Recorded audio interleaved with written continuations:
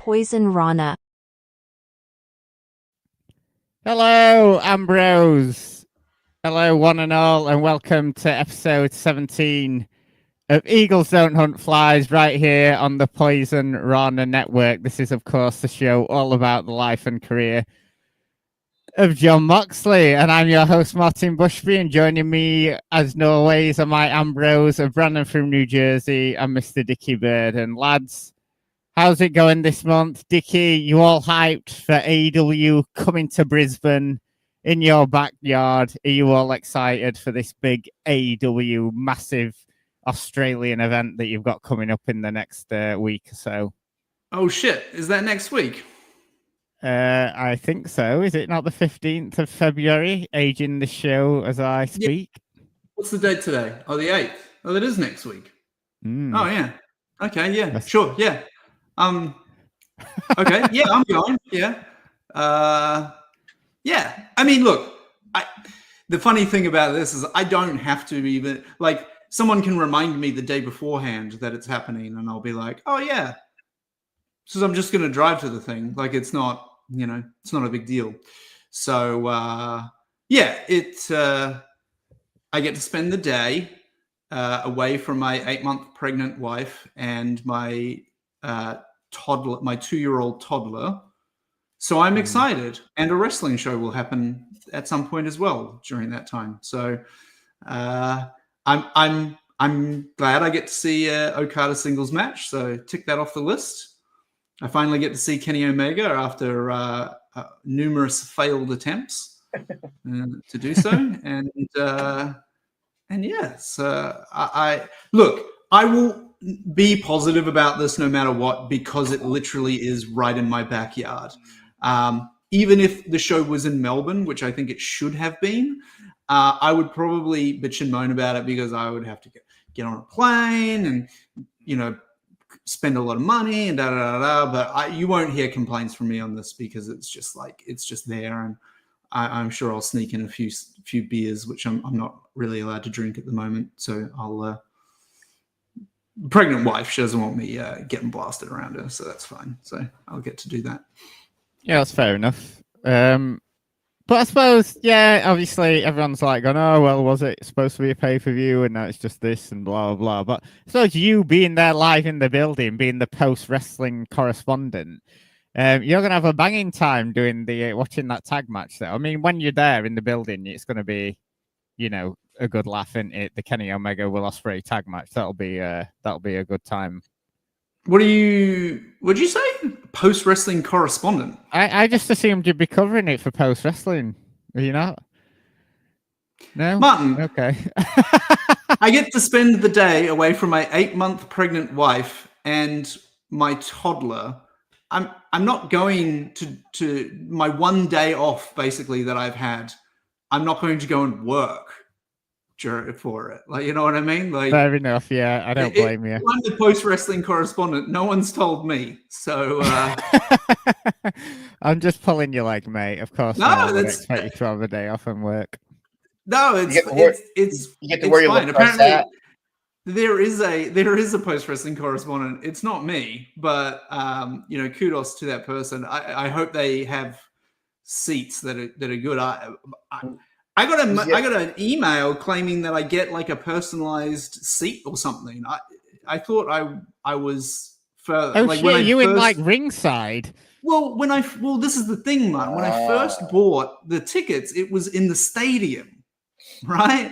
So I was not ringside. I was not ringside at all. But they've had to shift everything around. So I don't know. I might be now. Hard camera. Let's go, Dickie on camera all during the event. Let's fucking go. That'll be brilliant. But I've received, I have received my ticket, and my ticket seating doesn't say that I'm ringside.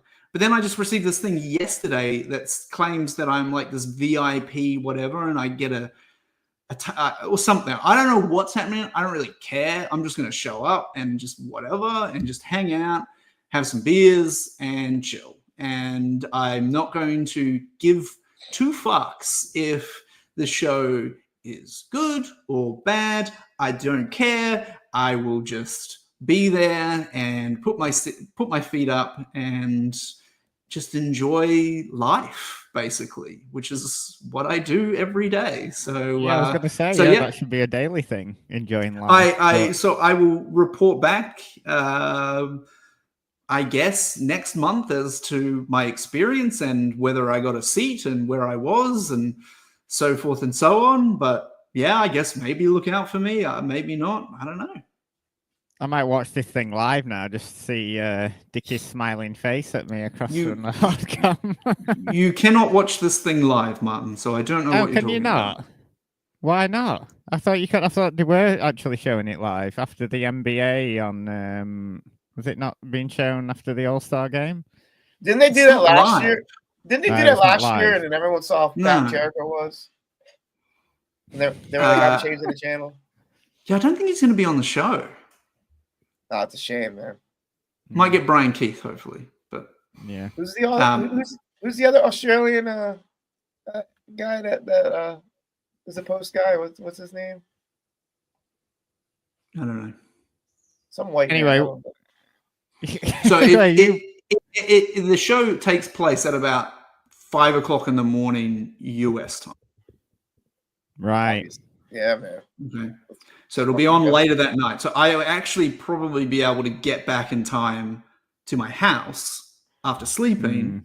I like the new setup, by the way. It looks like Home and Garden. The show. Yep. What was that about Home and Garden? I like the new setup, man. Look at the feng shui. Oh, yes. I've been kicked out of my office. It is now a nursery. Well, you look respectable. The joys of I'm starting to dress how I feel, which is just in a constant state of relaxation. And you sure a little taco meat with that shirt?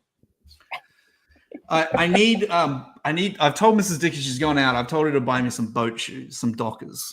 So you think I'm joking? Excellent.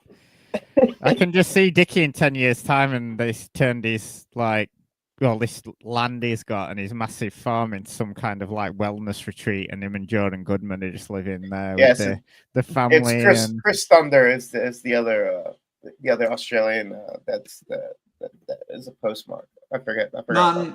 Martin, if anybody who I don't know steps foot on my property, I will shoot on sight. So I don't know what you mean by that. Jordan Goodman, come on, you know Jordan. No, who I don't know. I don't know. You said wellness retreat. If it's just Jordan, that's fine. What if it's Chris Leone and an umpire outfit? Oh my lord.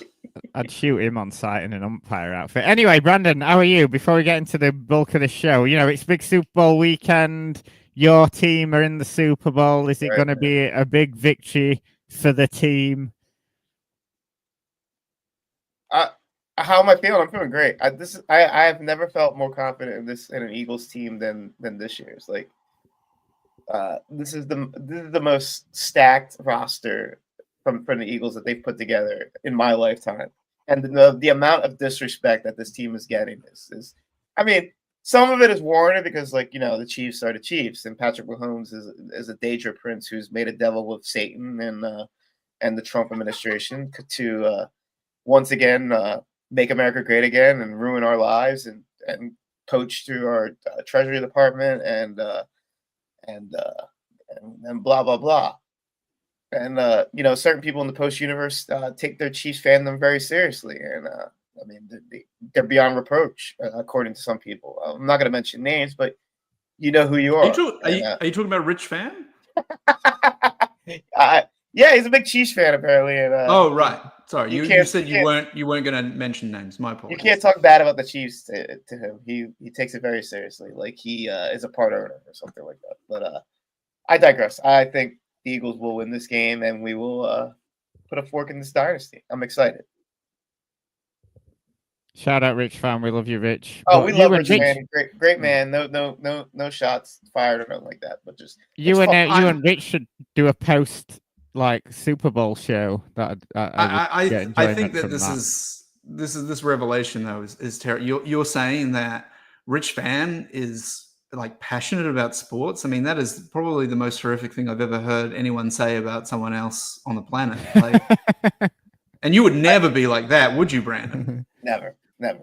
I'm not like what's that movie, The Fan, with The Social Robert Network. De Niro. yeah, De Niro, The Fan. I'm not that crazy, but yeah, fuck the Chiefs. Yeah. Okay. So TLDR. now Brandon's got that off Shout out his to Yellow Hop. chest. Yeah. Now Brandon's got that off his chest. And Big Eagles win this coming Sunday, Monday morning. We're back to talk about Mr. Jon Moxley. And I know we normally usually look back at Moxley's past, but we've got to talk, guys. We put it off long enough and we've kind of skirted around it. We've got to talk about this recent Death Riders stuff. I mean, the Midnight Express, Cope, the whole thing. I've tried, Brandon, I've tried. I was patient, see how it played out. But it's just not been very good, has it? You know, I mean, do we need to move on to something else? It's not working as a story. It just seems to be a bit of a mess. There's a lot of boring stuff on. And Cope being the face of AEW to save the company. I mean, come on, they could have picked up some better people than that. It's just not worked out. But Brandon, what have been your thoughts about Moxley and the whole Death Riders thing? Who's gonna break the news to him that this is a total this hasn't worked out? He knows. Yeah. Yeah, he knows. Like, I haven't seen him do like that Cincinnati show. He did so much media to get over this Death Riders thing. It was like insane. Like, if it was over like it was supposed to be, like, he wouldn't have to do that type of media. He's doing his bit. Everyone else isn't. That's all it is. Yeah, I haven't been feeling it. I don't understand the Rock and Roll Express getting guillotined like that, or Cope being the face to take down the Death Riders in Los Angeles. So yeah, I don't get it. It's been a total bust. I don't know where they go from there, though, man. It's like, I mean, like, listen, man, you're going with these 50-year-olds, and you have your main event scene like being basically, sidebarred for this story, or some people are climbing Mount Everest. It's kind of like lame on AEW's part to be going forward with this story, but they are pretty stubborn. Yeah, I haven't been feeling it. It hasn't been hitting for me either. So, Dickie, how do you feel to get out of this? Do we feel it's a Kenny Omega beating Mox for the title, or are they just going to have Cope like defeating all of the Death Riders and saving AEW for the people? Well, if I was AEW and I cared about story rather than appeasing individuals who have a lot more political power backstage, Christian, Edge, etc. Yeah, Kenny is the guy, because from a story perspective, I mean, they even mentioned it like in this cage match that we reviewed. Like, this is one of the longest, actually may have been in the barbed wire match. This is one of the longest threads that AEW has had.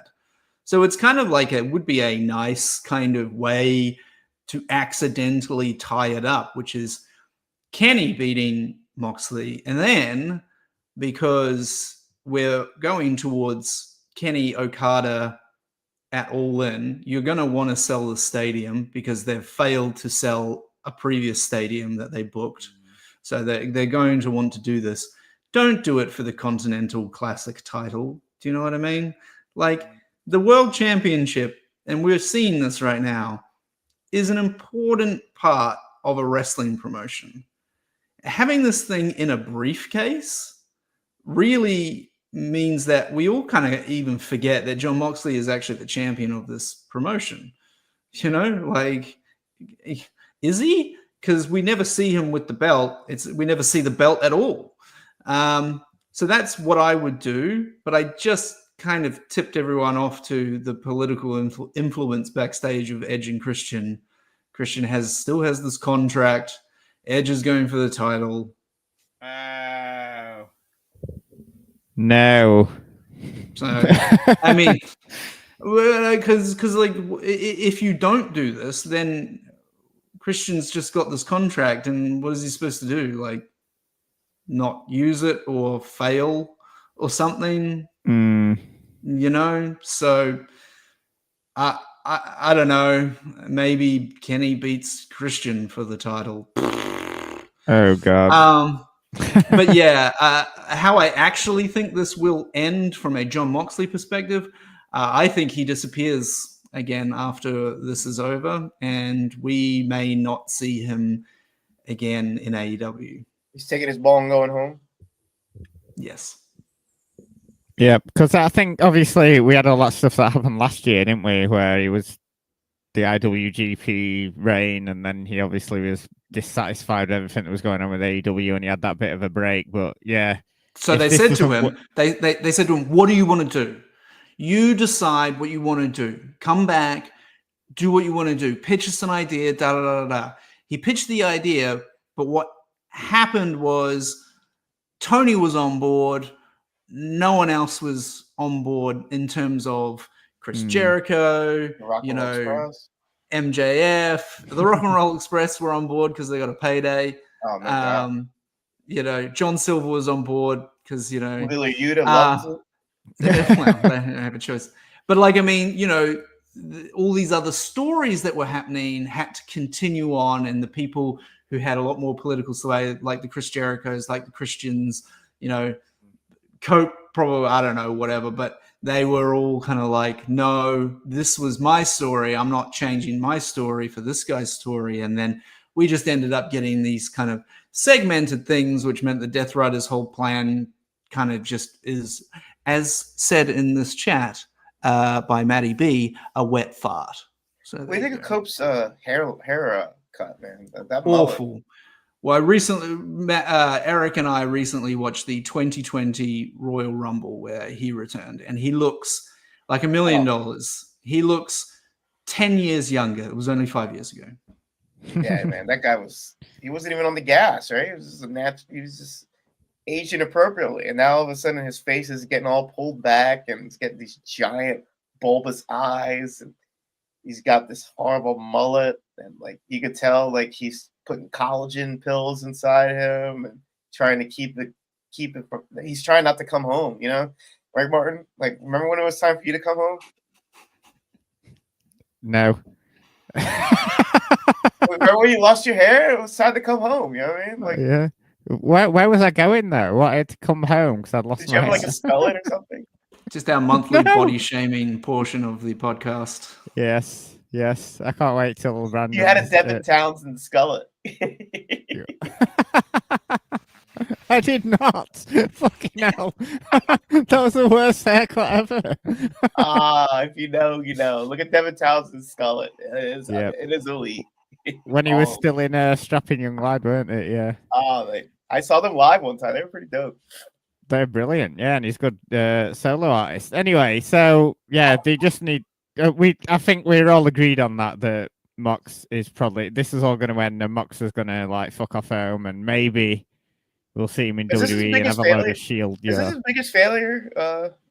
I don't know. It's up there with these gas masks and potted plants, isn't it? But I suppose when he's looking, like Dickie said, when he's having most of the creative for this, then I suppose he's only got himself to blame and the other people who don't want to go along with it. I'm wondering who was the big bad that they were trying to lead this faction before they scrapped that. Everyone speculated it was Shane McMahon. It was never going to be fucking Shane McMahon, was it? I mean, that would have been absolutely ridiculous. But there was somebody that they had in the ether that they wanted to lead this faction. Josh Barnett, and then Nick Khan gave him a call. I'm just curious what they left on the cutting room floor of this run. And I don't even, and I'll give AEW some credit because they usually, unlike WWE in like 2018, where they would say things without a plan, or like the lockbox thing or whatever. Remember that? Like,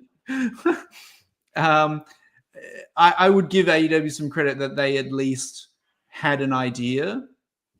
And something happened, and they just pivot to something else. Can't blame Jimmy Jacobs on this one, though. No, you can't. I suppose Eddie Kingston coming back to take on the Death Riders would make it a bit more interesting. Then we get another sort of Mox and Kingston feud. You what? Or maybe he joins the Death Riders. Maybe he is the Maybe He he's is the they. newest member of the Don Callis family. Who knows? maybe he is the they that in TNA that was leading Abyss.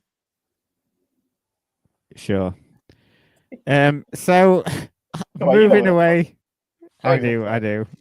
Moving away from modern AW, and let's go back to old AW, modern Old. old, as 2 old years as we ago. get. Yeah. So we are here for the second part of the rivalry between Mox and Kenny, and if you haven't yet, go and check out the first part. I had a good laugh doing that one where we talked about the first two matches between Kenny and Jon Moxley, and we left you in December of 2020, where Kenny had just beaten Mox for the AEW title. Winter is coming, and then ran off with Don Callis to Impact Wrestling, and we now jump to March of 2021, and probably their most infamous match, and the exploding barbed wire death match from Revolution 2021, and only 3 months removed from the match at Winter is Coming. And in that time, Kenny had teamed up with his old Bullet Club friends, Carl Anderson and Doc Gallows in Impact Wrestling. Mox had a month off, and when he came back, they attacked him at New Year's Smash. And we had another match set for Revolution 2021. And do you guys remember much from that time? Kenny was running between Impact and AEW. He was kind of doing that belt collecting thing, weren't he? And Impact had that massive ratings jump for them, didn't they? With Kenny first appearing on that show and everything. I mean, do you remember much about that time, Brandon? I remember it a lot. I didn't watch any of the TNA episodes, but I remember AEW always getting the pot shots on them and whatnot, and they were always the beneficiary of that little alliance that they had at that time and whatnot. They had that. Didn't Omega had that match with that 205 Live dude? What's his name? For the title. Rich Swann. He was the champion. Yeah, he was the champion at the time and dropped the title to Kenny. Yeah. Vanilla Midget was the TNA champion. Maybe Vanilla might not be the correct word. He was small, anyway, yeah. Sorry. Vanilla as in personality-wise. Got it. Right, yes. Right. They put on a good match. I saw a little bit of that. But, yeah, I thought it was AW was the beneficiary of that alliance back then. And didn't Don Callis leave on mysterious terms, allegedly, or whatever? Yeah, him and was it Scott D'Amore? Didn't they sort of leave around the same time? Right, and then D'Amore came back, and then he was ensconced off the property again. It all kind of fizzled out, though, didn't it, eventually, Dickie? They kind of like had a few sort of bits where they were having Kenny and them guys appearing on Impact and whatever, and then it all just kind of fizzled out, didn't it? Like these alliances tend to do. Yeah, I mean, Kenny wins the Impact Championship, ends up dropping it to Christian on the first episode of Rampage. So Christian using his backstage pull there to win the Impact belt, yeah. He went home to Impact. And then I guess at some point, I don't even remember, someone obviously beat him for it. And then I think that's kind of where it sort of wrapped up. But I mean, yeah, a lot of things kind of happened between these two matches. The most notable thing that actually happened between, Kenny winning the title and this exploding barbed wire death match was the death of Brody Lee, which I think really kind of took the I guess attention in terms of what was happening in AEW at the time. And you're right, Jon was off during that time, but of course we saw him in a pre-tape message for that memorial show. And yeah, I think that really, that's all I really kind of remember around this stage. It was always going to be Jon with a rematch, I suppose, because of the fact that he was kind of like screwed out of the title. And I'm glad they didn't just have a straight singles match again for their blow off match. What if they had a doubles match? I'm sure there were many tag matches that happened. Yep. That's not what you were talking about. You were talking about tennis?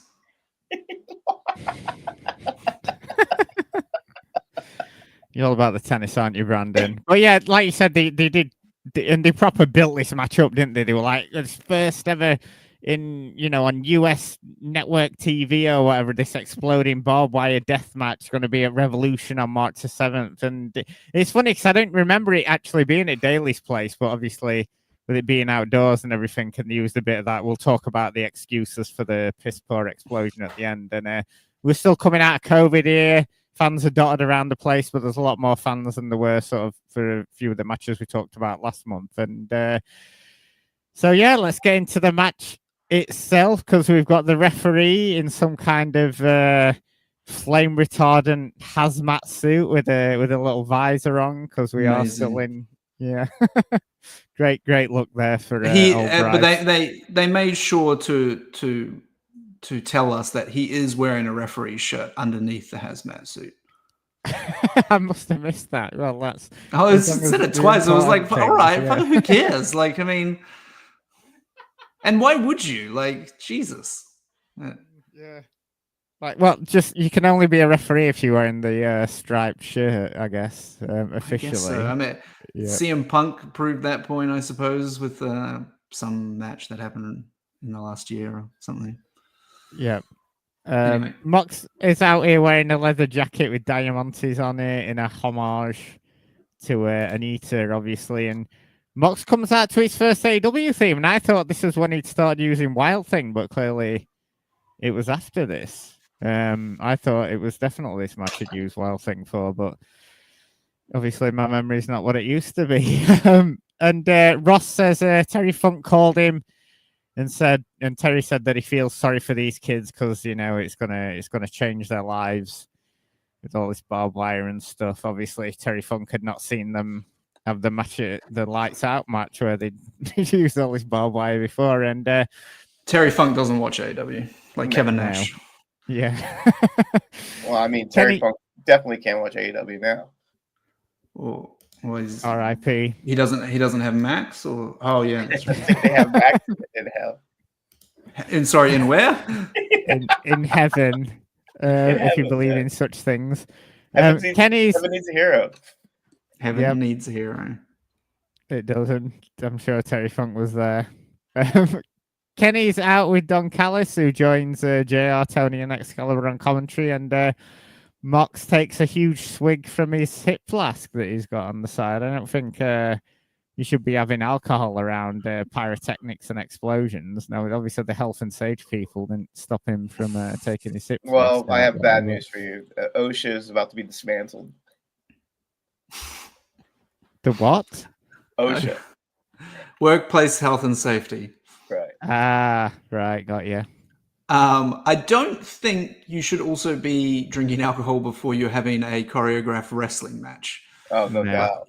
But I mean, I sort of looked at this, and he's obviously doing it for effect, right? Like, I mean, it's not, but also is he? Because we sort of, as we've documented before, he was trying to level out before going on TV so that he wouldn't have, he was terrified of having a seizure on live television, meaning that he would probably have to level out. But I mean, there's no confirmation of that, and I don't want to make any sort of assumptions. But my point is more that we're literally seeing him here do such thing. But again, he's doing it for effect. He's wearing Anita's. Well, he's wearing an Anita style, Anita style, yeah. And swigging the flask, selling the danger, all that sort of stuff. But knowing what we know now, it is uncomfortable. I mean, Jeff Hardy kind of soldiered through against Sting. Remember that? Did he? Nah, did he though, Brandon? Did he? Yeah. Scott Bischoff had to save the day, didn't he? Yeah. So Callis is hyping up that this is a Moxley style match and Kenny is going to beat him in his own style of match. And they start off like they always do in these barbed wire matches, trying to push each other into the wire, teasing the crowd that they're going to, he's going to go into the wire first. No, he is. And they sort of like evade it and everything. And one side of the ring is free from the barbed wire and Mox throws Kenny over and starts attacking him with a barbed wire bat on the ramp. And this is when Callis says Omega grew up bare fist fighting on the streets of Winnipeg, 40 below. I mean, is that true? Is that something like Eric Marcotte would be doing here, Brandon?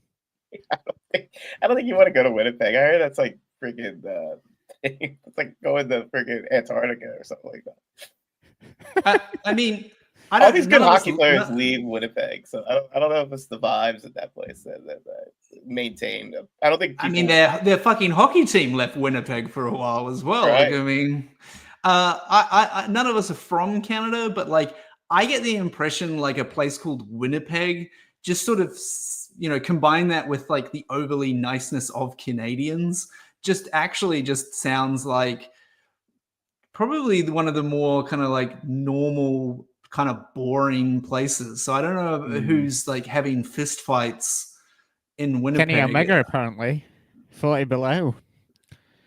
40. I mean, I believe it was 40 below. From. Yeah. Yes, but also no, he's from New York.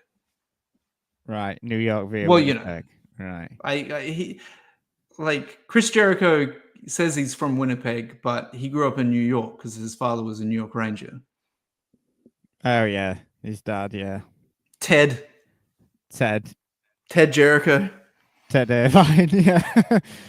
So after that revelation, we're back in the ring and Kenny blinds Mox with some powder as Mox is flailing around. Kenny throws him into the barbed wire ropes, and Brandon, we get our first explosion. Ba-boom! And the crowd goes crazy for it. We get our first explosion there, and then Omega then uses a bin and a kendo stick on Moxley and starts working over his knee. A bin? Because a bin. A dustbin. A garbage can. Yeah. Yep. Yeah. Okay, yeah, we are intercontinental here. Yeah, a garbage can, trash can. Mox is bleeding as Omega slaps on a figure four, which is the last move you expect to see in one of these matches. And Mox he kind of likes doing these in all the Moxley matches, doesn't he, Ken? He likes working over Mox's knee and likes slapping on the old figure four in an exploding barbed wire death match. Let's put on a figure four. Yep, why not? But Mox grabs him, baby. Mox grabs the barbed wire chair, rubs it all over Kenny to break the hold, and then Mox tries to rally, but then he's thrown into a barbed wire table in the corner, and Mox is a bloody mess now. And Tony says, "Oh my God, that's a hideous sight." It's not a fan of Mox bleeding everywhere. I mean, he should get used to it. I mean, he was consistently bleeding every week that year, wasn't he? Like. Well, the American Red Cross. You make it sound like he was, you know, he bladed because of this table spot, but he didn't. He got thrown into a nice smooth surface of that trash can that you were referring to and came up bleeding. I mean, this man must have so much scar tissue because just like a Tanahashi sling blade or a trash can to the head, he just gets split open no matter what. He's like Nick Diaz. Yes, or Nate Diaz. Yeah. Or Dusty Rhodes, for that fact. So Omega goes for another figure four, but Mox kicks him into the barbed wire and it explodes. So they've both been thrown into the exploding ropes now. And then Mox then drop kicks Omega into the wire again. It explodes again. Double whammy. And a crowd starts chanting, "This is awesome." And we're barely sort of like 7 to 10 minutes in this match. And probably, I imagine when you are watching this as a spectacle live, it is awesome. And Omega's back up and Mox suplexes him into the other barbed wire table in the corner. And then Mox side slams Omega onto a barbed wire chair. Mox then starts wrapping barbed wire around his arm, but can't connect as Omega hits a few Snapdragon suplexes. This is when we see Kenny rally and he hammers Mox into the barbed wire ropes and we get explosion number 4. But Kenny didn't think here, did he, Brandon? Because he needs some water. He calls out for some water because the explosion went off in his eyes. So it's obviously affecting his vision there. Went off in his eyes. So he should be more careful when he's throwing people into a exploding barbed wire ring. And they brawl onto the apron. Mox hits a paradigm shift onto a massive barbed wire board that explodes. That looks spectacular. And did they say here, Dickie? Did they say there were mines underneath this thing? Did they say it was some kind of minefield around the ring? Were they in North Korea? Rice I patty? can't also like they call it like 3 stages of hell or something. Or I know that's something completely different, but I mean, yeah, there's mines. This is minefield. Are we talking? Sorry, I looked away for a second. We're talking about the off the apron. Yeah, the off the apron paradigm shift onto the barbed wire board. Yeah, man, Kenny's Exploded. a fucking maniac. All right, why he took that on the top of his head? He took it the way that you're supposed to take it, just in the ring, but he took it off the apron, basically onto the floor, and just insane. Like it's funny because if he'd have done it the way that most other wrestlers would have done it, which is kind of more of the safe way, which would be not to land square on the top of your head and crush your neck, which is what he did. No. Then it would have actually looked. He made Jon Moxley look better by doing so, because otherwise it just would have looked like really the person who got the worst of it was Jon Moxley. But it was hard to say in this because yes, Jon Moxley landed flat on his back on barbed wire. But also Kenny landed straight on the top of his head, falling from the apron. So it's like, Jesus Christ, like who took the worst of it here? I would say Jon Moxley is a slight idiot because he started ripping his shirt off before he took a move where he landed back first onto barbed wire. Yep. But nevertheless, this was very impressive, landmine or not. So give them credit for this 100%. I have some questions. So this is basically the killing field. So basically, with the Khmer Rouge, I wonder who did the demining after. Was that a question or was that a statement?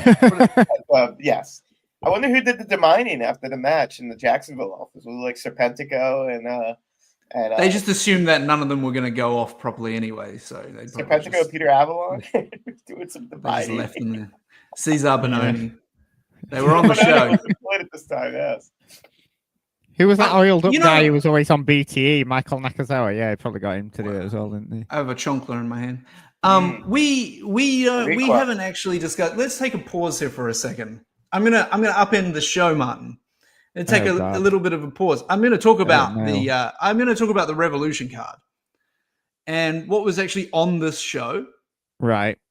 Okay. So I don't remember like a period of time where AEW put on bad pay-per-view cards until somewhat recently, almost like World's End 2023. So December 2023, I thought was like a moment in time where we were like, wow, this actually was just not very good. But I started watching the show and I just put like I had to do this like stuff in the kitchen and I just kind of like put it on at the start and it did the rundown of matches. Hangman Page versus Matt Hardy in a big money match. Kip Sabian and Miro versus Orange Cassidy and someone else. Oh yeah, I just know that was awful. Yep. This casino battle royal, tag team battle royal that featured 3 different Dark Order teams. Dustin Rhodes was in there for some reason, et cetera, et cetera. Then there was a casino gauntlet. No, I just said that. A ladder match, the Revolution ladder match where you have to grab the giant Sonic the Hedgehog ring with a mystery opponent who was Ethan Page. Yeah, the cock ring, who was Ethan Page. You had the biggest signing in AEW history was on this show. That was Christian Cage. And the Young Bucks versus MJF and Chris Jericho. And the best things on the show, well, the highest rated match on the show was Hikaru Shida versus a Japanese talent that I don't know off the top of my head the name, but we've never seen her since. Okay. And the two probably only things that to watch on this show were the cinematic match with Darby Allin and Sting versus Ricky Starks and Brian Cage, which was very good, but unfortunately, that was a lot of fun. But you had 4 commentators talking over the top of it, which made no sense and kind of brought it down a little bit. But it was very good. And this headlining match, right? The barbed wire match. But I do remember coming out of this, for some reason, there was a positivity around it. Whereas I think that if they put this card on today, like, people would not buy it. No. Was it because it was they the might pandemic buy it for or this something? match, though. I think so. And plus, like, the novelty of seeing, the big spectacle of the exploding barbed wire death match. But surely there was might. also a lot of good faith that was built into this company that they have completely lost, right? Like, if they said, if the next pay-per-view, they said, we will reveal the biggest, the Hall of Famer signing and all this sort of stuff, like, people would just be like, I bet it's going to be shit. Yeah. Do you think, do you think if they did another barbed wire exploding death match now, though, there'd be a lot of Schadenfreude and people would be watching it to see if the explosion was on a par with this one? Yeah, for sure. But I mean, this was like sort of one of those things that, like, these days, so that World's End pay-per-view that I was talking about, that still had, I can't even remember, but I'm sure Will Ospreay had a match on that was fucking amazing. No, we had Moxley against Kingston, didn't we? In the was it the Continental Classic final? That was like the only good match on the show, I think. Yeah, but I mean, leading into it, like, one match to sell a pay-per-view has never been AEW's thing. No. But anyway, it's just shocking because I don't remember a time where I would look up and down a match card back in 2020 or 2021 for AEW, even though it was the pandemic and stuff, and think to myself, oh, wow, this is just garbage. Like, I don't feel like I thought that when I saw this, when I bought this pay-per-view. I was like, can't wait. If I saw that today, I would not bother watching it. No, I get your point. I get what you're saying. I wonder if it would be interesting to go back and listen to reviews and see whether people did actually enjoy the show. Also, WWE was the fucking worst thing in the world. Yeah. Thunderdome and all this. But Bray Wyatt being set on fire and shit again, or something for the second time. Plus, you might be looking at that Young Bucks and Jericho and MJF match with today's eyes, whereas I think back then, for sure, like, people were still enjoying Jericho and MJF, weren't they? So, but that's kind of the point, right? Like, it's like, look how far they've fallen. They shouldn't be thought of like that. They should be thought of like it was back then. Why aren't they not? What happened? Well, I mean, we could. It's a rhetorical question about that. Yeah, it's a rhetorical question. Please don't answer that. No, I wasn't planning on for 9 hours. But anyway, so they've gone through the table with barbed wire, with mines underneath, and Kenny's now bleeding, obviously, after you said he's landed on his head and then obviously gigged himself. After we get Julian Omega Moxley chants from the crowd as Mox gets a big load of wires and squishes it down, and they both back in the ring. He starts hammering the wire into Omega's head. Tony points out there's no countdown clock, so when they hear the noise, they can only imagine how long is it until the ring explodes. I was like, what the fuck? I was thinking, ring explode, but not just the ring exploding. Like, Don Callis was talking about how just everything's going to go up. And so, like, you would think that there would be widespread panic, especially if there's this noise happening now and no one knows what the time. Could be 10 minutes, could be 10 seconds. Where, we might die. Let's keep doing our jobs. Especially when it's some kind of air raid siren as well. You know what I mean? That sort of instill panic into everybody. Yeah. If they play that sound now, it's all bets are off. It's time to hit the freaking Yeah, Oh, yeah. it might. There Oh, might God. be jets flying over the Gulf of America for all you know. Right. It would definitely be World's End. Yep. Yeah, or a revolution. But yeah, I thought there was some kind of countdown clock in the arena that we couldn't just see, but then Tony was just like, "Oh, I just noticed there's no countdown clock." So I guess they'll just have to know when the siren goes off that they've got 2 minutes or whatever. Yeah, you love that, don't you, Brandon? Love And it. so Omega hits 2 V triggers and a one-winged angel, but Mox gets his leg to the rope, which explodes and sends Kenny flying. I thought that was a really done spot. Obviously, it's What if he really lost simple. his leg when his leg hit the rope? Well, that was the risk he was willing to take to kick out of. That's the only one-winged way angel, you I guess. could. Yeah, it's the only way you could get out. And it's funny because it is important that no one, apart from Kota Ibushi, that one time has ever kicked out of the one-winged angel. It's even a thing that happens when Will Ospreay was taunting Kenny Omega and doing the one-winged angel, that he would get people to kick out at one just to taunt him. But in terms of Kenny's, so anyway, it was important for Don Callis after that spot, which was a great spot, to make sure everyone knows he didn't kick out, his leg touched the rope, and that caused, sort of thing. So, but yes, that was very clever. I very much enjoyed that at the time. It was very good. And then we get the Good Brothers run out and Mox hammers them both with barbed wire bats. Luke Gallows hands Kenny another barbed wire bat. What is going on with Luke Gallows' tan here, Brandon? I mean, oh my God. These guys are just cashing checks, man. They're just like stealing a living. They got ski masks on everywhere they go. They just take the money and run. I'll give them credit, though. They are just cashing checks, but they know they're only going to be on TV for, 5 minutes. Got to get that fake tan on. Got to oil up the arms. He's got the most oily fucking arms you've seen. He's gone to a lot of effort for such little time that he's got. So at least he can say, yeah, you're shelling out checks for me to do fuck all, but at least I'm putting some effort into whatever that fuck all is, I guess. I'm surprised they didn't go into the ring with microphones to start doing a talking shop podcast in the ring. Do they still do that? Probably not. Yes, they do. No. Do they? Surely not. They're in WWE now. But there was are they? I don't know.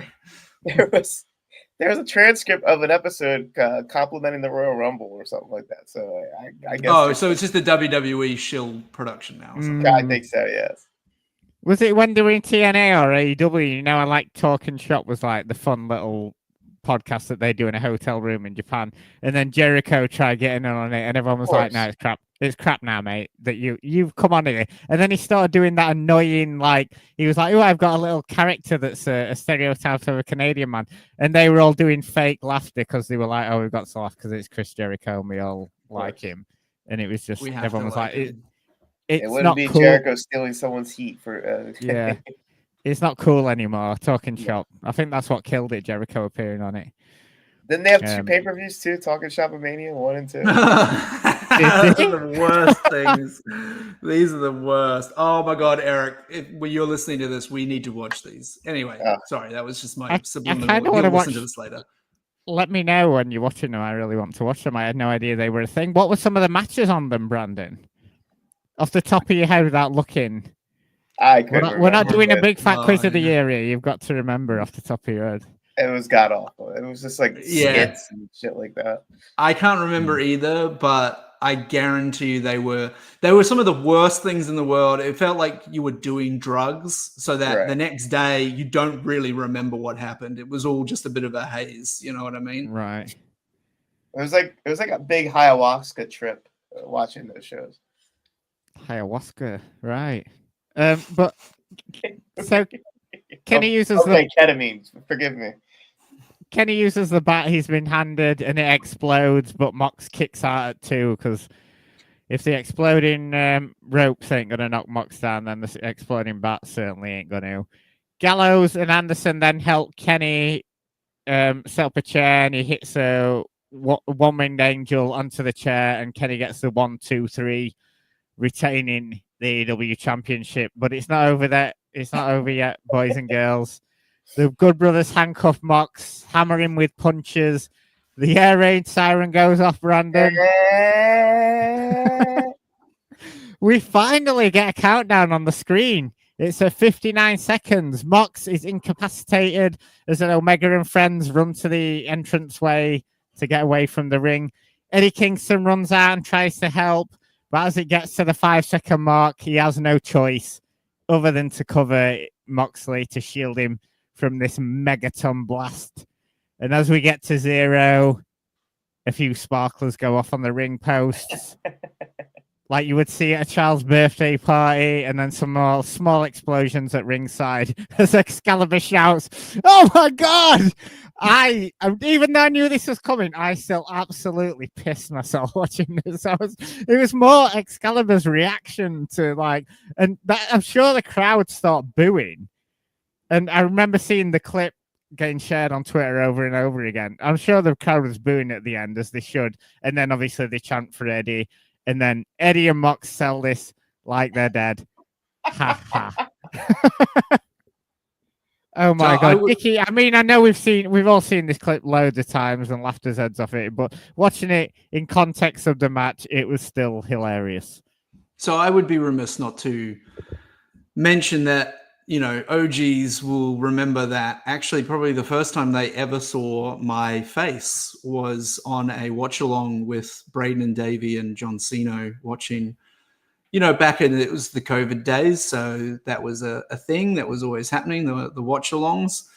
And this was a monumental moment in time to be a part of in terms of seeing how people reacted to this. And I remember kind of trolling because it was like the countdown was happening, yet the crowd was just there, yay, we're all gonna die. It's like, because they were selling this like the whole place is gonna go up, yet there was no security kind of trying to get people out of the building or anything or whatever. And so I was trolling with that. And then when the explosions went off, I was very much expecting something completely different. And I think I screamed like a little girl. So that will always stay with me the entire time. Watching it back now, it's worse than I remember. It is. I'm sure people can go back through the Poison Rana archive and watch that if you want to see Dickie. Anybody that wants to gift that, then feel free. Dickie screaming like a girl. Oh, there's plenty of clips of me screaming like a girl since then anyway, so that's right. But I mean, I've seen a fair few of these, and this is one of the better ones for the meat of the match. Obviously there's some fun spots and something a bit different to sort of mainstream American sort of TV, but the ending, there's no excuse. It's just dreadful, and it's fucking terrible. I mean, they had a fun match with a lot of just clarifying. Sorry, Martin, clarifying. When you said the ending was dreadful, you're talking about when the Good Brothers came out? Yeah. No, the actual explosion. Oh, right. Yes. Okay. That was also very bad. Yep. Yeah. I mean, you remember it's just awful finish with the sparklers and Eddie Kingston with virtually no explosion at all. I mean, just a whimper random, wasn't it? But for me, I think the meat of the match I enjoyed, but it was just nobody's going to remember that. It's just the ending, isn't it? Yeah, the ending was absolutely atrocious. Didn't they map this out like pre-show or whatever? Like we're gonna have an explosion, but it's gonna be like Nagasaki and levels of explosion in which you probably could die in the ring. Yeah. Static. I mean, they did really well with the ones on the rope. They look really good, and so had to have just not gone. There had to have been something that just didn't go off. Maybe they cut the red wire instead of the blue wire. Yeah. Well, there were no fail safes. That's the other thing that was said. I don't know what that means, but that's what they said. It was like if there's a bomb in Nakatomi Plaza or something like that. There's no way to save the bomb. Or the start of Lethal Weapon 3, or is it the end of Lethal Weapon 3? Fucking go. Anyway. Let's fucking go. What a film. Well, I've done a load of research into this, and obviously there's been a lot of talk by the people involved. And apparently, after the show went off the air, Mox addressed the crowd and said, "Kenny Omega may be a tough son of a bitch, but he can't make an exploding ring for shit. I've seen more dangerous shit on Ridiculousness on MTV. I've never heard of that show." What the fuck was that? Moxley said, "I've never heard of this Ridiculousness show." I just assumed he was referring to the general shows on MTV as being Ridiculousness. Well, there's a show called Ridiculousness that they show all the time on MTV with Rob Dyrdek from Rob and Big. I don't know if you remember them. Who? He I want you to do that more, Martin, by the way. So, but yeah, Ridiculousness is a show on MTV. They show every fucking day. What happens on it? And it's just like videos being shown of accidents and stuff like that. Like, I got it. So one of those shows that now are irrelevant because everyone's got YouTube and stuff. So correct. Yeah, right. We have one over here called You've Been Framed that's still going. God knows why or how. No it's still going. Right? You what? It's no Dudesons, right? I don't know what that is either. You never heard of the Dudesons? They were part of the Bam Margera collective and Jackass Law. No, I'm not down with my Jackass Law. But they're from the fringes of Jackass Law, I suspect. They're like from Finland or something like that. I don't know. Whatever, man. Jeez, anyway. The real fringes. Fucking hell. We had a Welsh one as well over here. I can't remember what they were called. Was it like a really long name that had like lots of letters and stuff in it? You said Welsh. I'm just assuming. Yeah. No, it wasn't like the train station in Wales. No, it wasn't. Okay. Can you name that? Yeah. No, I can't. It ends with like go or something. But yeah, I can't. Chris Elliott in the chat now. Right. Sorry, give it a few minutes. You've been framed. What's that shit? There we go. Dirty Sanchez. That was it. Well done, Chris. Thank you. I knew you know it. Yeah. Chris Elliott is the man. Yeah. The Welsh. But anyway, we also had Tony at the press conference after when he was like, "Nah, it was supposed to be a dub bomb because Kenny didn't make it properly in storyline because we had that whole thing before where they even showed like Don and Kenny like in a some kind of workshop, like supposedly putting this thing together. I guess Tony didn't watch 12 rounds then, huh? Yeah, clearly not. Yeah, and oh my god. But I just remembered 12 rounds. Yeah, that was brilliant. But they did try. I think they did a decent job smoothing it out after on the Dynamite after because we got that Mox and King promo, didn't we, on the Dynamite after this, and we had that video where they were sat drinking. It looked cool as fuck. Sat drinking in front of that sort of like that table that had the flames in the middle of it. So let's listen. Let's just listen into what their explanation was for that. Well, folks, here it is. The big explanation everyone wants to know about. It's a little embarrassing, but, you know, I'm me. When I went in that ring and I covered my friend thinking there was going to be this big explosion and all these fireworks, I caught a flashback to the last time I had this anxiety. Last time I had this kind of panic where I couldn't breathe. And that's when I was sitting in a jail cell getting ready for court. And I had the guards walking back and forth telling me, "We're going to take you to Rikers, boy. We're going to take you to Sing Sing, boy." And everything went black. That's what happened. Go ahead and make fun of it. Call me a coward, less of a man. I'm not speaking for you, and I'm not speaking to you. I'm speaking to those that understand where I'm coming from. Kenny! You think this is a video game? Look at the heat. Look at the heat. That's what I felt in that ring. Look at these hands. I didn't scar them up playing video games. You think you're the Joker? You think this is funny? No, I don't think he was joking. I think he was really going to try to blow me to King. There's no way. I think he was being the Joker, and you're Batman. He wanted to blow. I like that, but I think he really wanted to blow me up for sure. I don't think he's that nuts. It's 2020. Look, I don't know who paid for that bomb. I hope Tony Impact Khan definitely did. You know that. Impact paid for the bomb. That makes perfect sense. Let me ask you a question. When that bomb came in the mail, did it come in a box with big bold letters that said Acme on it? I've made more explosive volcanoes in 4th grade science class. What the hell was that? Look, I had an explosive barbed wire death match live on pay-per-view, and all I got was this lousy t-shirt.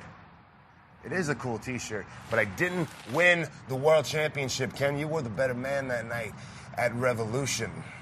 But I did get a drinking buddy back. I knew that wasn't you, man. I knew that wasn't you out there. You know? World title does crazy things to I knew. you know what I mean? I know you. You know. I mean, you could have came out, a little bit earlier. I was getting the crap kicked Bro, out it's of me been for a about couple 18 days. minutes It's been a by couple 3 days. guys. But I now had I'm on bet- I had pay-per-view. butchered- I got to get my eyebrows done. I got to put my Timbs on. I You don't want already to go know out there. my style, B. You know my style, man. It's 1998 forever in my head, B. I can't look bad on pay-per-view, huh? I'm glad you didn't get blown up and everything. Thank you. Same. Even though I wanted to see a bomb go off. Yeah, a lot of people did, though. Look, Kenny, good brothers. If you're going to flash a weapon, you know this. Mm-hmm. You better use it.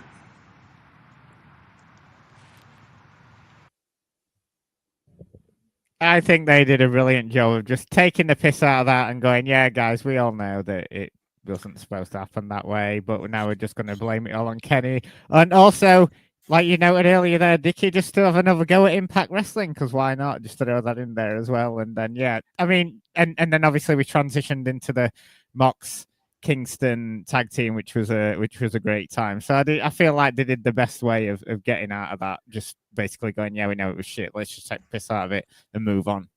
So just this, and I don't recall how people felt about the post pay-per-view press conferences at this time, but I wouldn't be surprised if this is where it jumped the shark, because you had Tony Khan in a shoot setting, also trying to storyline play this away as you recapped, Martin.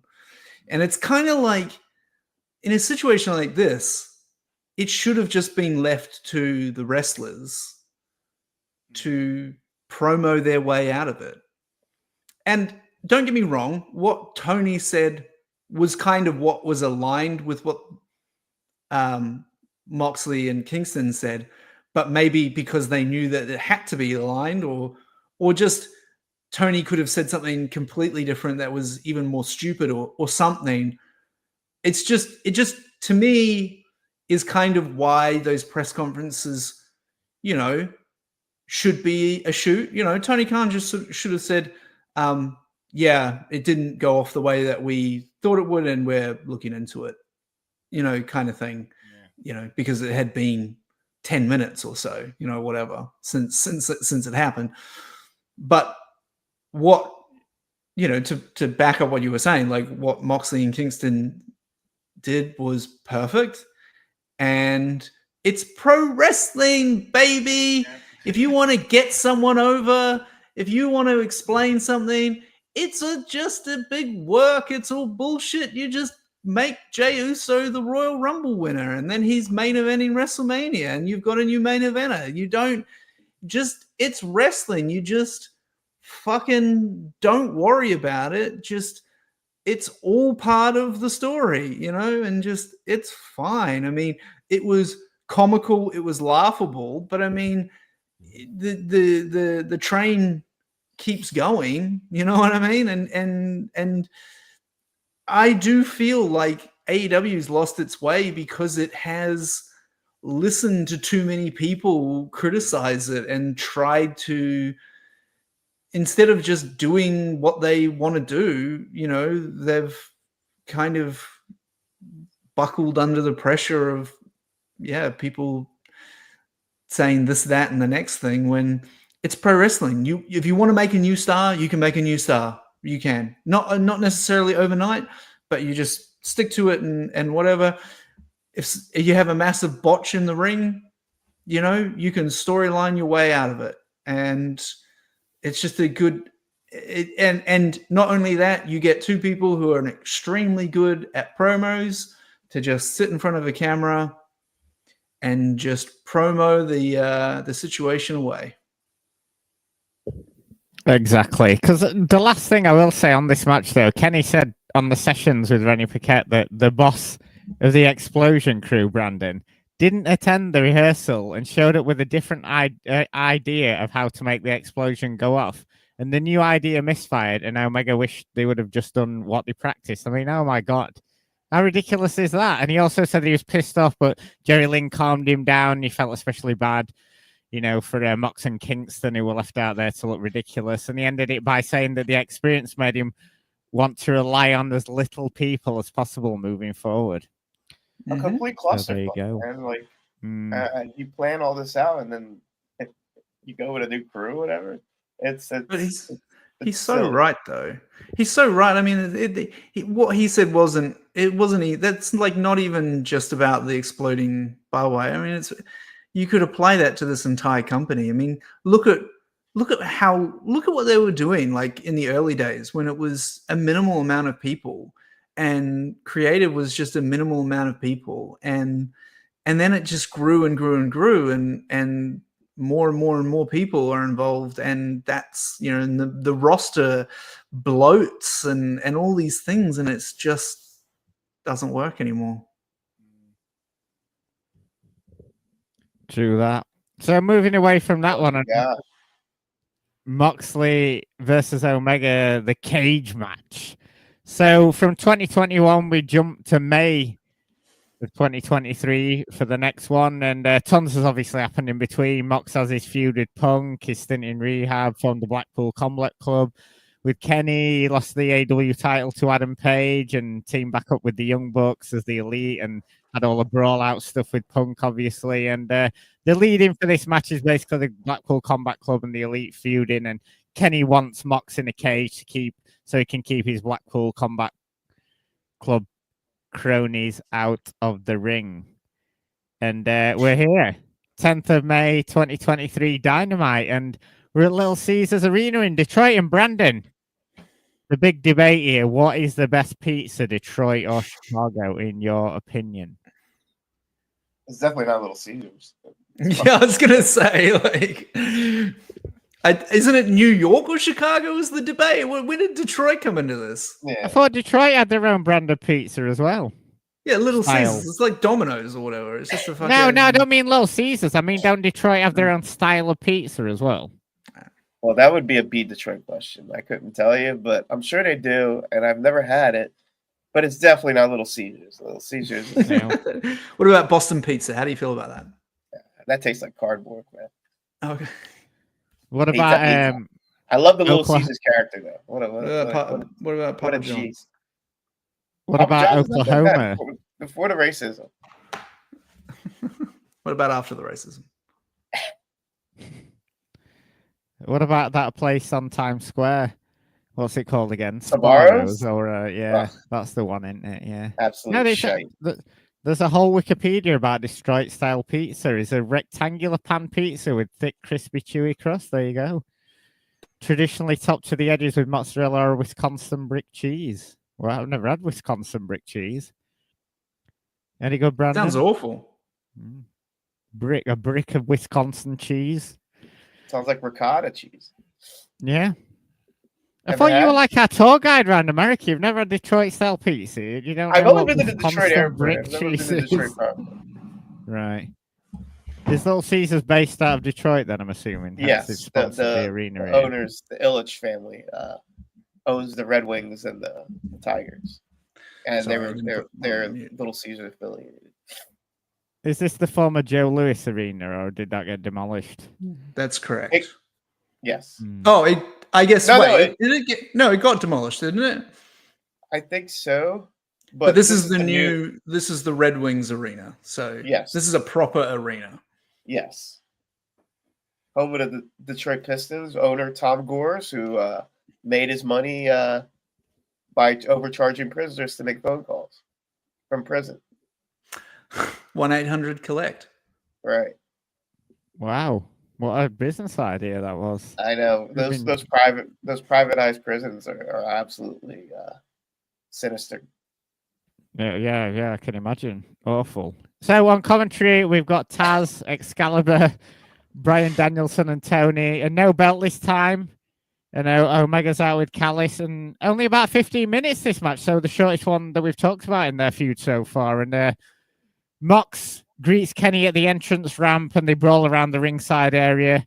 Of course, Claudio and Wheeler Yuta come out to help Mox, but then Kenny's elite mates, the Young Bucks, come out to even the odds, and they fight around the entrance with Yuta getting thrown off the stage, and then the Bucks do a dive off the stage, because of course they do, and then Mox and Kenny eventually make it inside the cage, and the door is locked. They go at it hot and heavy with punches and chops, and Omega hits a slam into the moonsault spot. I don't know if that's got a name. Excalibur didn't seem to know if it's got a name, and I can't remember if it's called anything, but he does it in most matches. He then pulls out a barbed wire steel chair, which seems to be the mascot in these matches, doesn't it? And levels Mox with it, and then curb stomps him into his back, and Mox bleeds. So 5 minutes into the match, and Mox's bleed. Tony didn't say that was hideous, though, so obviously he only finds Moxley's bleeding face hideous. And back to his feet, and Mox slams Omega's head into the ringside camera and gives the camera lens a big sloppy kiss, which I got a big laugh out of. I thought that was pretty funny. And the crowd is hot for this one. Remember Brandon, when AEW had full arenas of people who were wild over the product? Yeah, this is only 2023. Too, man. This is where the cage match they had out, right? What? The other cage match, where they Blood and Guts or something? Yeah, Blood and Guts. Now they're at smoke-filled VFW halls now. Smoke-filled bingo halls, yeah. And what's the G League team of the Pistons? What's your problem, man? No, I'm just saying, like, what the hell? I'm saying that those are the arenas that they go to now, the fucking farm teams, not the the fucking Hershey Park. The Motor City Cruise.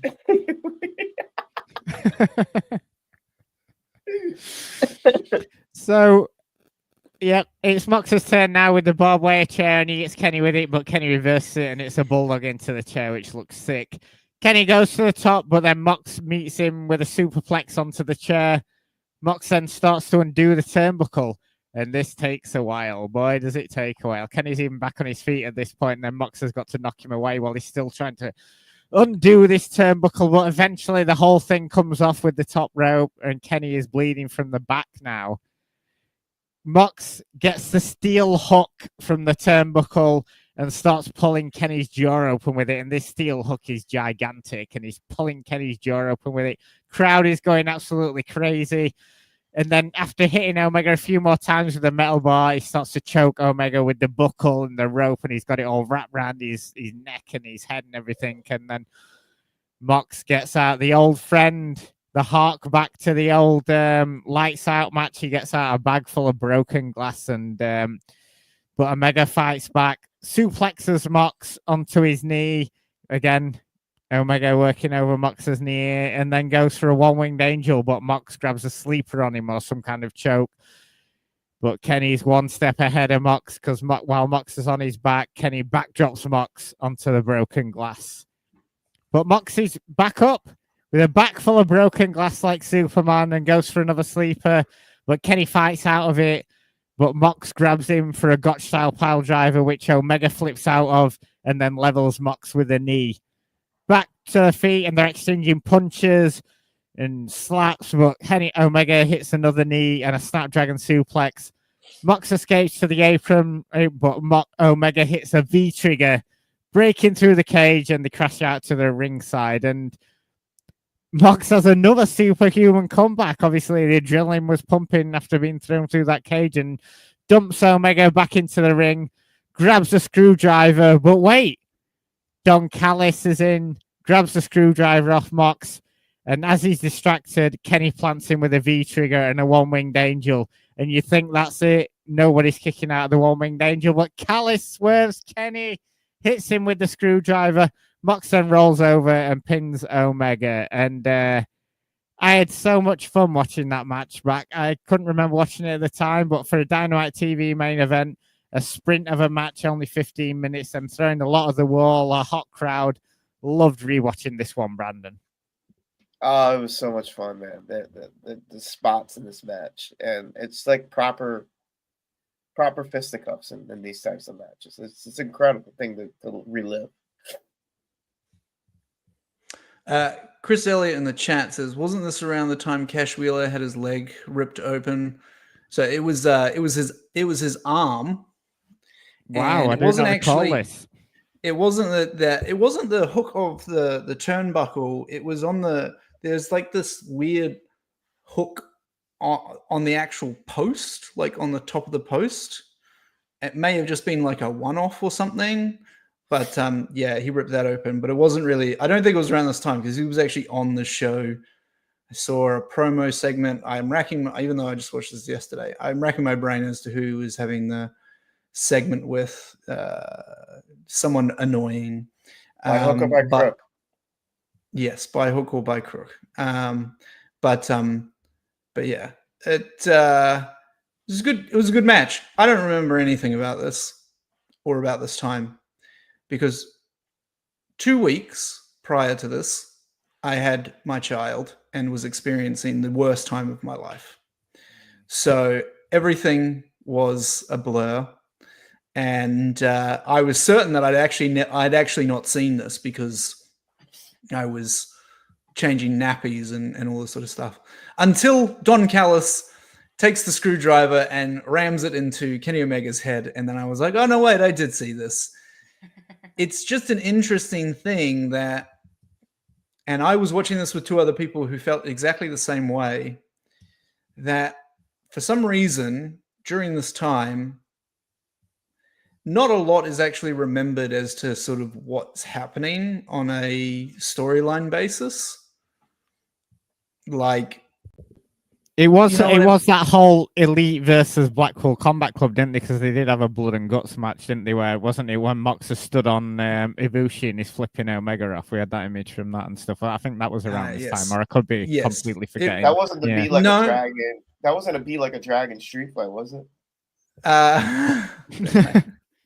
Wasn't Paul White in that as well or something? Yeah, oh wait, was it? Got body slammed on the car by Hobbs. But yeah, no, you are right, and obviously this is when Don Callis turns and forms the Don Callis family and all that sort of stuff. But I mean, I just like this point in time, like I just don't really remember. I was even shocked that I thought this happened in 2024, not 2023. And yeah, and I don't know if it's just life circumstances as to why I don't remember anything about AEW around about this time, but it almost felt like they had turned a corner for the worse. And while attendance was still strong, it was a lagging effect maybe. And we were entering into the dark periods that we are experiencing now, possibly. But the V-trigger through the cage was insane. And Kenny is an insane person. And the way he got his leg trapped was insane. And all I'm going to say is this. If I'm Tony Khan and I want my big match to be Kenny Omega versus Okada at All In, then I'm probably not going to have him in any big singles matches until then, because this man is determined to hurt himself. And as he gets older, the likelihood of that happening is a lot greater. So fantastic that he didn't hurt himself doing that move, but geez, it looked bad. Great match. You got to save Okada too. I mean, he for some reason, yeah, you've got to savor him. I don't know why. Does he get injured a lot? He just looks unmotivated right now. I mean, if you watch that match on Collision the other night, it was just like I do not watch Collision. What happened? I know. I'm just saying, like it was just like pretty bland Okada match. Like, well, I'm hoping that he maybe comes to Brisbane, visits the Gold Coast, goes surfing as recommended by Nakamura, and is feeling like $1 million, the Rainmaker, and has an amazing match with Buddy Murphy or whatever he's called, who can put Buddy on Ripley. An incredible match. Buddy Ripley, yeah, and and they have a blowaway match. I mean, it's completely and utterly capable of having a fucking amazing banger, but it is just an episode of Collision after all, so who knows? I think Okada can turn it on when he wants to, but I think he's living his best life now. I think the when he wants to is the problem. Yes. Yeah, I think he's wanted this for ages, just so he can go hang around with the Young Bucks, fuck around, earn some money, and just like. But yeah, I think if he, but they abandoned him. Kenny, he will turn it on. I don't think they've abandoned him in real life, Brandon. I don't know, they just cut up those documents like they work for the federal government or something. But like I suppose, like they were Doge employees or something. I suppose wrapping this up though, obviously for me, I'll obviously go to you guys, but ranks as a rivalry, match-wise, story-wise. I mean, Kenny's had a lot of sort of like good stuff. It's certainly one of Mox's best rivalries. It's definitely up there with AEW's best rivalries. The level of matches can't be denied, and the longevity they've had. And I certainly feel that they've got to have another one, but built up well and built up properly. And certainly for the title, I feel it'd be another good. Just do it one more time. But like you said, Dickie, Kenny's got his sights set on this Okada match. So when would they do it? But after that one or before it? But then you want to reserve Kenny's banged up body already for a big Okada match. So when would you do a rematch with Moxley? There's plenty of time to do it beforehand, but I just don't think where they're going with the stories lines up for it to make sense. So just what I said in terms of this Okada match with Kenny should be for the world title because they are Tony Khan has two of the absolute, almost the two best wrestlers of the past 10 years in his company. And one of them holds a mid-card title, and the other one was last seen hanging out in the Jericho-verse. So, save this company, okay? Put the goddamn world title on one of these two guys and then have them fight for it at your WrestleMania. This is what All In's supposed to be now, right? Every year. It's kind of like it's supposed to be the WrestleMania for AEW every year. So just yep. Why is the biggest match that you have not for the world title? And it might be. Don't get me wrong, it should be. But I just look at this Cope thing and I look at this Christian thing, and I just see that's where the politics backstage has been going. Like you said, Okada doesn't give a fuck. He's not gonna lobby for this. And according to certain previous former Fightful employees who maybe said their own stuff on a Discord channel thinking that they weren't being recorded, Christian is very good at PowerPoint presentations, laying out what he wants to do, and Tony Khan agreeing to them whenever he wants. So, but how do you feel about this as a rivalry, though, as well, in terms of your sort of wrestling fandom and how in terms of up there, is it an all-timer rivalry that we've had and one of the best ones that AEW have done? I still, and I think Benno said this, so credit to him. I still think that AEW is the story of Hangman Page. From the start to the end, AEW is Hangman Page. And I think that rivalry with Kenny tops the one with Moxley. I sort of see Moxley as kind of he's like a drifter, and he should be able to kind of come in and out, and, he's definitely Tony Khan's break glass in case of emergency guy. So that's cool. But if I wanted to see a rivalry renewed, it's Kenny versus Hangman, and And that one doesn't have to be now or anything. I'm happy for that to be the longest running thread. So that is fine. But I guess to your point, Martin, like this is almost like if you find yourself in a position where you're like, oh, actually, we've got Moxley's kind of got this title. Kenny's now healthy enough. This is a story that makes sense if we reprise it. So why wouldn't we just go and do that? And I guess maybe it's because no one has a PowerPoint presentation saying that they should. Maybe. But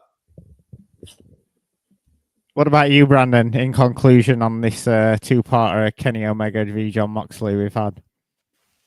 I mean, for laughs, I love the cage, the exploding ring match. I mean, pure comedy at the end. But in the middle, it was a good match. You know what I mean? And for Kenny Omega style brutality, it's definitely the cage match. Like that V trigger was through the cage, is fucking nasty. Like when this guy's got his working shoes on, he's like best of the best. Like I'll put him up against anybody. Like when he's motivated and healthy. But both of them. I mean, the Moxley, he could have a go. He had a great go both with Kenny Omega. I love the feud. I think it was great. I think they definitely they love each other. They definitely would love, like they would wrestle each other for like on every show for the rest of their lives, if they had to be given the choice. So like, I mean, I wouldn't. Yeah, like, and so it's just back to what you were saying about feuds and stuff like that in AEW. Like, it is definitely up there in terms of just these two guys love to wrestle each other in real life. Like, and they probably love planning stuff out, and they probably come up with ideas that the other person just gets immediately. And from that perspective, like 100%, like one of the best threads throughout the company. But I guess it's just kind of like, unfortunately, story-wise, things you kind of need to have a story as to why they're wrestling on every single match, kind of thing. So every single event. So you can't just do that, but they would if you gave them the opportunity for no reason. Plus, I can't imagine anything's off limits with either of them. Oh, why don't we do this or why don't we do that? And they're like, yeah, fuck yeah, are we going to pull it off, sort of thing. I can't imagine. And that's what they want to do. That's what Moxley wanted to do when he left WWE. He just wanted to go out and do things. Cut a promo, just cut a promo. Have a wrestling match, just have a wrestling match. And you can tell he's just getting quite pissed off at the moment because the things that he wants to do, they're just not really working anymore. And he probably would love to just pivot back to Kenny Omega. And it does make sense. I hope that they do it. Otherwise, this is just dead. Yeah, I mean, that's what they've got going for them, aren't they, really? Sort of Kenny having a load of big matches this year with Moxley and Okada and stuff. And I think that's what's sort of keeping some fans going, thinking maybe they won't mess it up again as well. Yep. But the thing is, you raised a good point there, because the early interviews when Mox was on Jericho and stuff, he was saying what he loved about AEW was how simple it all was. He just, he was there backstage and then he was talking to the Young Bucks and they were like, oh, let's shoot a couple of promos and then they'll set up a couple of matches for me in the next few years. And you can definitely see that isn't what's probably happening in AEW now, especially with, Christian allegedly with his PowerPoint presentation, and everyone's sort of trying to get Tony's ear, and then Jericho's got to be on TV every week and things like that. And it just seems like everything's got a lot more complicated. And yeah, I can imagine that Moxley's probably not enjoying that one bit. So agreed. Hopefully we will get another Kenny Omega match this year. But thank you to everyone who has joined us in the chat tonight. Thanks to Chris Elliott and everyone else who's joined us, and everyone who's listening to this after the fact on podcasts. But Poison Rana is our home, and coming up, if you did not know, now you know, Elimination Chamber is in Toronto, which is obviously the home base of Poison Rana, and they are having a pre-show tailgate, the lock-in, at Gabby's on 309 King Street West. So if you're in Ontario and you want to hang out with some cool guys have a few beers. The folk icon Ivan Rivers is going to be there. So, yeah, definitely go and check that out if you are going to Elimination Chamber. Also, a ton of good stuff on Poison Runner, on the free feed, on the paid for feed. They did a best of the best review recently, Brandon. I know you're all about that movie. What a film. Can't beat best of the best 1, 2, and 3. I used to watch all of them when I was younger. I definitely know you've seen them. You were a man, MAN, when you watched that shit. Oh yeah, big time. And we'll certainly have Cino. No Cynthia Rothrock. Detroit. No, I mean, yeah, that's what it was missing for an 80s action film, wasn't it? Sadly, but yeah, that go and check Australian out guy the that's review. Who is that Australian guy? Yeah, I know. He looked like Duke Hudson. Did he? R.I.P. Another Australian gone. No, but do you know who the Australian dude is in the Cynthia Rothrock movies? I have no idea what you're talking about. The big white man. Okay. China O'Brien. That sounds Australian to me. Yeah. That narrows it down, yeah. But yeah, obviously. Thanks, Brandon. I'm sorry. Fuck's sake. Wait. Richard Norton. His name is Richard Norton. Oh, yeah. Rest in peace. Is he dead, is he? Nah, he's alive. Okay. Oh, my God. 75 Anyway. years old. What a guy. Still going strong. I bet he's still kicking ass as well.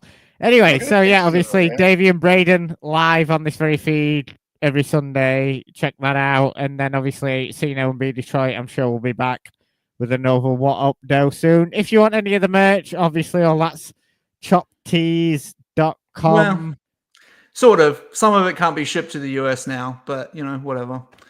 It's a fucking shit show, guys. Just an FYI. That international dollar prices are going crazy, and I can't. Half of the stuff won't ship to the US anymore. So what happens if you're trying to order something on Chop Tees? Does it just say no, you can't order it, or what?